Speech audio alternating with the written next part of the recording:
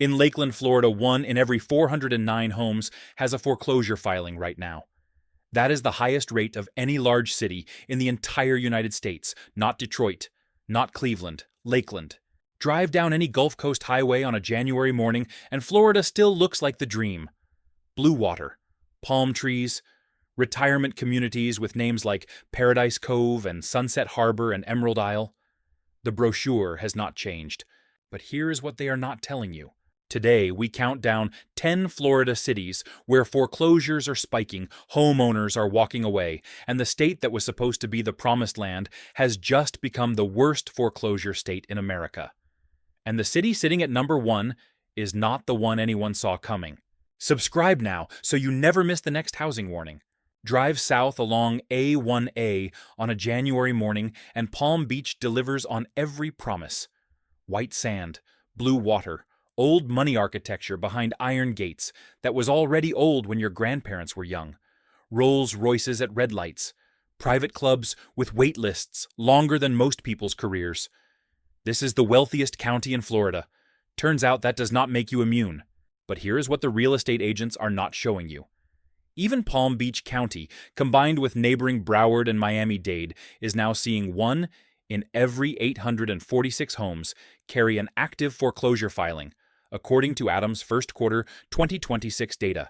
This is the lightest number on today's list. It will not stay that way as we move down. Here is the root cause. Florida's migration engine, the one that pulled over 310,000 net new domestic residents into this state, in 2022 has nearly stopped. According to U.S. Census data released in 2026, that net domestic migration number fell to just 22,517 last year, a 93% collapse in 3 years. The buyers who kept the asking prices afloat, they stopped coming. A growing number of Palm Beach County second homeowners report the same experience. They listed at their 2022 price. The showings were sparse. The offers never came in at the number they needed. The buyers who paid whatever it took in 2021 are nowhere to be found. If you bought a second home in this county at the peak expecting that demand to hold here, is what happened to your money. The equity cushion you were counting on has been deflating quietly month by month as the census-confirmed migration collapse removes the bid from beneath your asking price. If the foreclosure wave has reached Palm Beach County, the wealthiest county in Florida, what exactly do you think is happening to the cities that come next on this list? 20 minutes north of Miami, Fort Lauderdale still looks like a postcard. The Las Olas Strip, yachts in the waterway behind the restaurants, high-rises catching the Atlantic light. They call this the Venice of America. Retirees from Ohio and New Jersey spent decades working toward a condo here. The kind of place the brochures promised you could not lose. But here is what the real estate agents are not showing you. The Surfside condominium collapse of 2021 did not just kill 98 people. It changed the financial math for every condo owner in Florida. The law that followed now requires all buildings 3 stories or higher to undergo structural inspections and fully fund reserves for critical components: roofs, plumbing, structural supports. According to 2026 industry reports, some Fort Lauderdale and Broward County building HOA fees have jumped from $650 a month to $1,400 in under 2 years. And in some older buildings, special assessments have landed for $50,000 to $100,000 per unit, per owner. The owners who bought into those buildings in 2021 and 2022 did not budget for a $75,000 surprise bill. Many cannot pay it, and selling is not simple when mortgage lenders require minimum reserve funding standards that many of these buildings still fail to meet. The exit is blocked from both directions. Multiple 2026 reports on South Florida's condo market describe the same pattern. Owners in buildings constructed in the 1970s and 80s receiving special assessment notices they cannot absorb. Some write the check, many walk away. According to these reports, values in older Fort Lauderdale buildings have dropped 20 to 30% from peak as buyers do the math and walk. If you bought a pre-1990 condo in Fort Lauderdale at the 2022 peak, here is what happened to your money.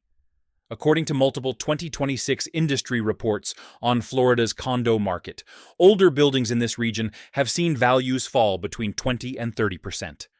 A unit purchased for $600,000 may now appraise between $420,000 and $480,000.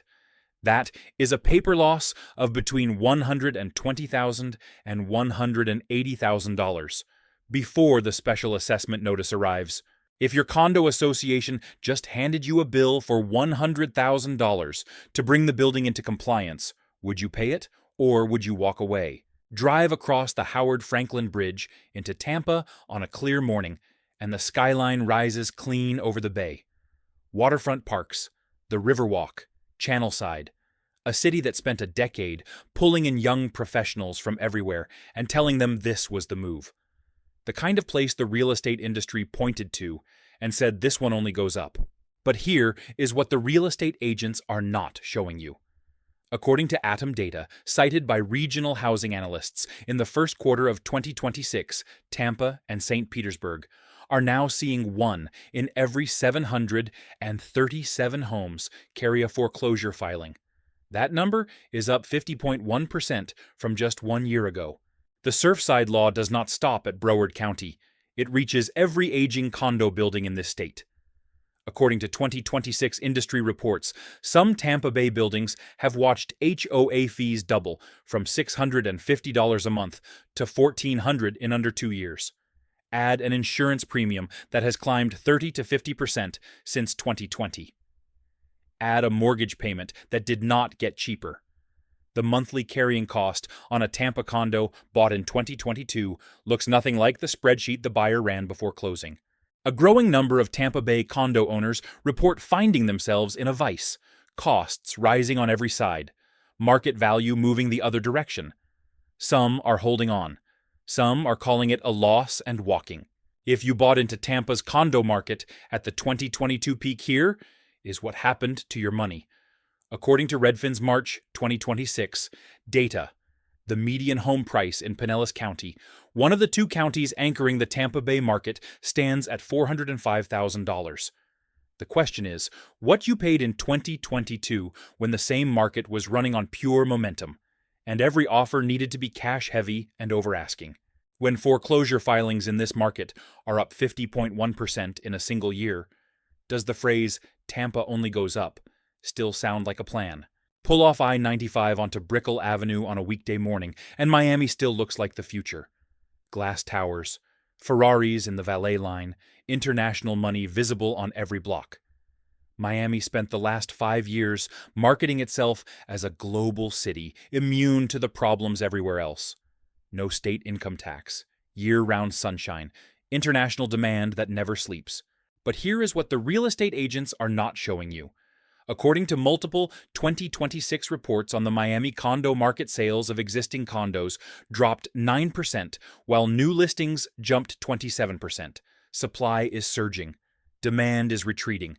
And in the buildings that make up the backbone of this market, the ones constructed in the 1970s and 80s along Brickell and in Miami Beach, prices have fallen between 20 and 30% from their peak.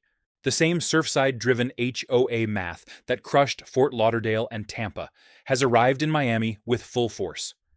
Some Miami-Dade condo buildings have seen monthly fees climb from $650 to $1,400 in 2 years. The international buyers, who were supposed to absorb every unit at any price, are running their own numbers. The numbers are not working. Multiple 2026 reports describe older Miami condo buildings losing buyers entirely, not because there is no interest, but because Fannie Mae and Freddie Mac financing is unavailable in buildings that do not meet reserve requirements. Cash buyers only, at a 20 to 30% discount. If you bought an older Miami condo at the 2022 peak, here is what happened to your money. According to multiple 2026 industry reports, a unit that cost $600,000 at the peak may now be worth between $420,000 and $480,000. That is between $120,000 and $180,000 gone on paper.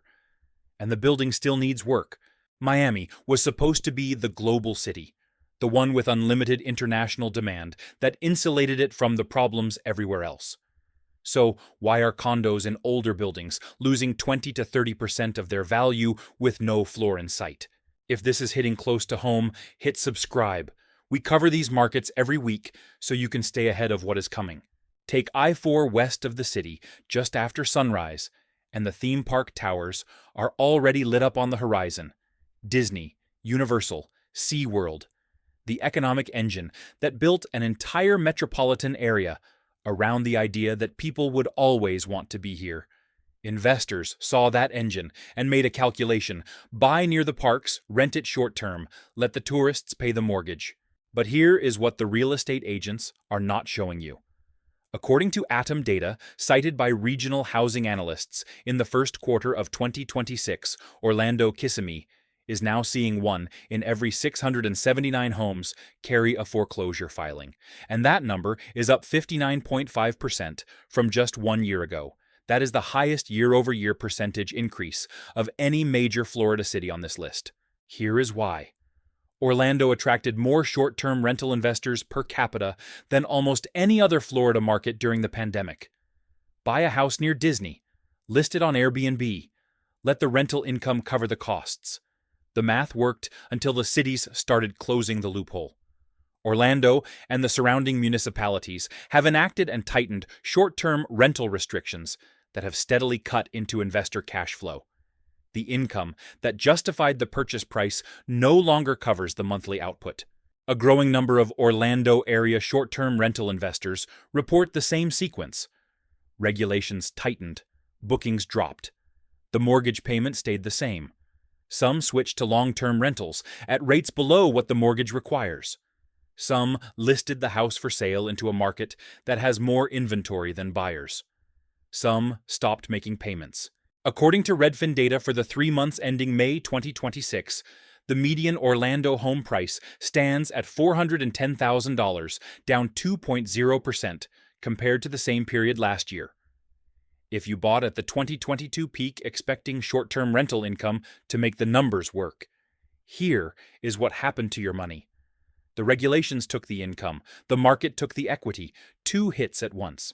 You bought near Disney because the rental income was supposed to cover the mortgage. The city just restricted short-term rentals. The bookings dried up. The mortgage did not. What is your plan now? Head north on I-95 out of Daytona, and Jacksonville opens up like a promise. Sprawling, affordable looking, wide roads, big lots, single-family homes with actual yards. For years the pitch was simple. Jacksonville is the escape hatch. Can't afford Tampa, can't afford Miami. Come here, get a real house at a price that still makes sense. Working families listened, they moved. But here is what the real estate agents are not showing you. According to Redfin's 2026 data, 44.9% of Jacksonville home sellers cut their asking price. Nearly half of every seller in this market had to lower their number just to find a buyer.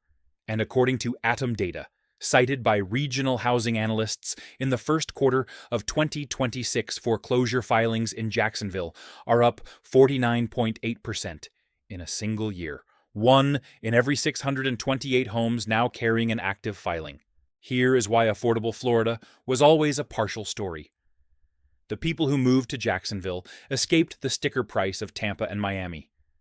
They did not escape the insurance market, the property tax rates, or the 6.5% mortgage that turns a $300,000 house into a $2,100 monthly payment. The affordability was in the purchase price. The carrying costs followed them north. A growing number of Jacksonville homeowners report buying at the top of the market, expecting the migration wave to hold values. They are now watching neighbors cut prices repeatedly, $40,000, then $60,000, and still sitting unsold for 3, 4, 5 months. The affordable city is producing unaffordable exits. If you bought the typical Jacksonville home at the 2022 peak, here is what happened to your money. According to multiple regional market reports for 2026, values in this market have softened as nearly half of all sellers compete against each other with price reductions. The buyers who were supposed to follow you here from more expensive Florida cities, many of them stopped moving entirely. According to U.S. Census data, Florida's net domestic migration collapsed 93% in 3 years. Jacksonville was marketed as affordable Florida. If nearly half of all sellers are cutting their price affordable compared to what exactly, drive the Cape Coral Bridge at sunrise and the canals shimmer like something you would invent if you were designing paradise. 2,000 miles of waterways, boats in every driveway, Gulf access 5 minutes from your back door. After Hurricane Ian leveled much of this county, in 2022 people rebuilt. They put in the new roofs, the new AC units, the new everything. They stayed. But here is what the real estate agents are not showing you. According to Redfin's March 2026 data, the median home price in Cape Coral has fallen 4.8% year over year, down to $351,000. And according to multiple 2026 regional reports, that figure represents a decline of roughly 24% from the 2022 peak. If the typical Cape Coral home sold for around $460,000 at the top of the market, it is now worth $351,000. That is $109,000 gone on paper. Here is the compounding problem. The homeowners who rebuilt after Ian did not just deal with the storm damage. They walked into an insurance market that had already decided Southwest Florida was a bad bet. According to 2026 regional reports, homeowners insurance in Cape Coral and Lee County is now running between $4,000 and $8,000 a year, compared to a national average closer to $1,500, 3, 4, 5 times the national rate.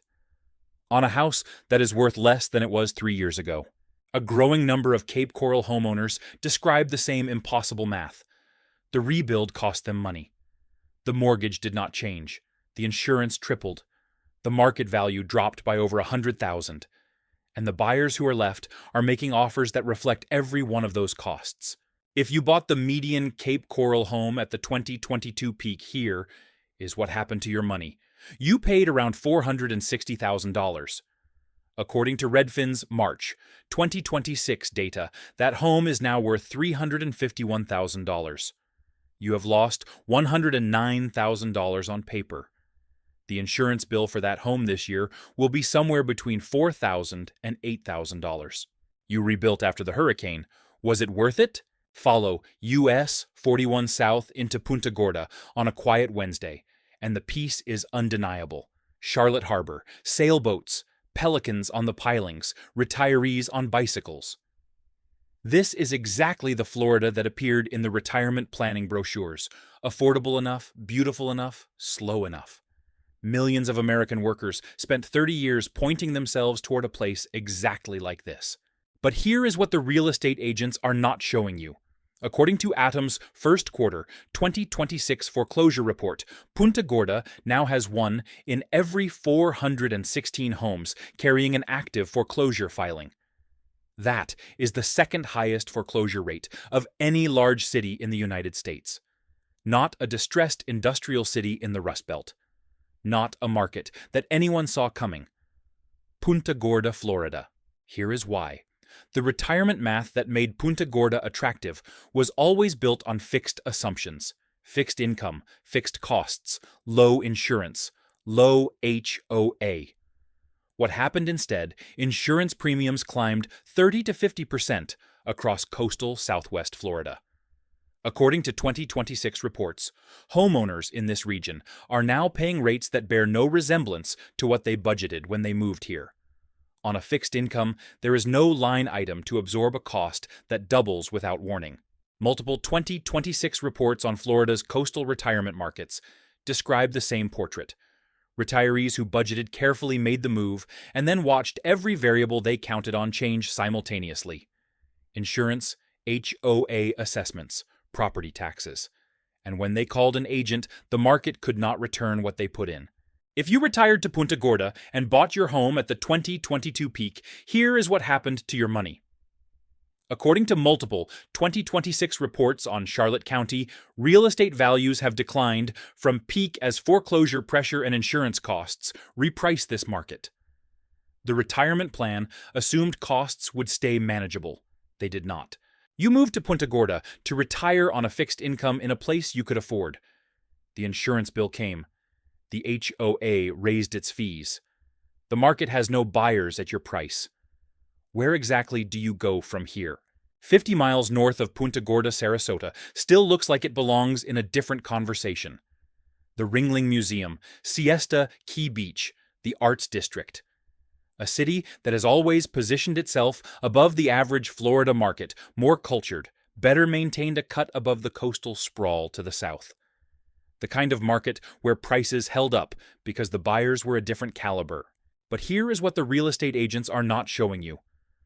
According to multiple 2026 reports on Southwest Florida's coastal markets, Sarasota is caught in the same structural trap as every city on this list. The domestic migration that sustained buyer demand has collapsed. According to U.S. Census data, Florida's net domestic inflows fell 93% in 3 years. And the coastal insurance crisis that crushed Cape Coral and Punta Gorda does not stop at the Sarasota County line. According to 2026 Bloomberg, reporting on Florida's housing market, sky-high insurance rates, and rising HOA fees stemming from climate risk, are weighing against the benefits of Florida living in every coastal market, including the ones that assumed they were different. The Surfside Law reaches Sarasota too. Buildings from the 1970s and 80s are facing the same reserve funding requirements, the same special assessment math. The market that always told itself it was insulated is finding out that structural problems are not selective. A growing number of Sarasota buyers report backing out of contracts after reviewing HOA financials, and reserve studies the kind of due diligence the market never required before. When the numbers do not work, buyers walk. When buyers walk, sellers are left holding an asset that the market has decided to reprice. If you bought into Sarasota's real estate market at the 2022 peak, expecting the city's premium positioning to protect you here, is what the data shows no Florida coastal market has been fully insulated from what we have been tracking on this list. The insurance market does not grade on prestige. The migration data does not check neighborhood ratings. Before we get to number 1 here is what every city on this list has in common. The pandemic moved people into Florida on promises that were never stress-tested against real insurance costs, real HOA obligations, and the real possibility that the migration would eventually stop. The stress test is running now, and Florida is failing it. Pull off I-4 between Tampa and Orlando, and Lakeland does not announce itself the way Miami or Fort Lauderdale does. No skyline, no waterfront. A mid-sized inland city with a lake in the center, a downtown that is trying and subdivisions in every direction, full of families who moved here because they were told it was the affordable option between the two places they could not afford. Working-class Florida, real Florida, the Florida that was supposed to be the safety net. But here is what the real estate agents are not showing you. According to ATTOM's first quarter 2026 foreclosure report, Lakeland now has one in every 409 homes, carrying an active foreclosure filing. That is the highest foreclosure rate of any large city in the entire United States. Not Miami, not Detroit, not any city you have been warned about. Lakeland, Florida, the city working families moved to because they were told they could still afford it. Here is why. Lakeland absorbed the overflow from Tampa and Orlando. The people who got priced out of both cities landed here stretching their budgets to make it work. They took on mortgages at 2021 and 2022 prices inflated by the same pandemic demand that inflated every other Florida market. The difference is, there was no equity cushion in Lakeland. No international buyers to absorb the excess, no prestige premium to soften the math. When rates went up and costs went up and the migration wave reversed, working families in Lakeland had the least margin of any market in the state to absorb the shock. A growing number of Lakeland homeowners report buying here specifically because they could not afford Tampa, only to find themselves in a market with less support, less liquidity, and now the highest foreclosure rate in the country. The affordability that brought them here did not come with a buffer. If you bought the typical Lakeland home at the 2022 peak, here is what happened to your money. According to multiple 2026 reports on Polk County, real estate values have declined as foreclosure pressure has accelerated. The families who moved here to escape prices they could not afford in Tampa are now watching their neighbors go through foreclosure proceedings at a rate no other large American city can match. They did not move to the safety net. They moved to the epicenter. The agents told you Lakeland was the affordable city where working families could still own a home. So, how exactly did it become the #1 foreclosure city in all of America? Every city on this list told a different story on the surface. Palm Beach had the old money. Fort Lauderdale had the waterways. Tampa had the skyline and the momentum. Miami had the global brand. Orlando had the theme parks and the investor math. Jacksonville had the affordability pitch. Cape Coral had the canals and the Gulf access. Punta Gorda had the retirement quiet. Sarasota had the prestige. And Lakeland had the promise that working families could still get in. Different cities, different angles, same ending.